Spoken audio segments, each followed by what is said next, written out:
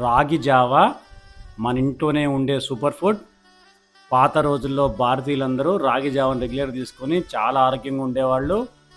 దురదృష్టవశాత్తు ఈ రోజుల్లో అందరూ రాగి జావ గురించి మర్చిపోయారు. రాగిలో ఐరన్ చాలా ఎక్కువగా ఉంటుంది. రాగి జావను రెగ్యులర్ తీసుకుంటే ఆడవాళ్ళలో, పిల్లల్లో రక్తం బాగా పెరుగుతుంది.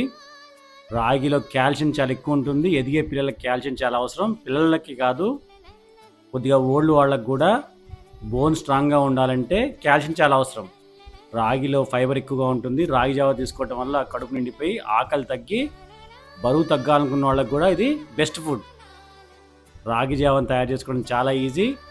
1 or 2 టేబుల్ స్పూన్స్ అంటే 1-2 పెద్ద స్పూన్ల రాగి పిండిని తీసుకొని ఒక గ్లాస్ వాటర్లో కానీ పాలలో కానీ మిక్స్ చేసి 5 నుండి 7 నిమిషాలు మరగబెట్టండి. కావాలంటే టేస్ట్ కోసం కొద్దిగా బెల్లం యాడ్ చేయండి. ఇంట్లోనే హెల్తీ టేస్టీ రాగి జావ రెడీ అయిపోతుంది.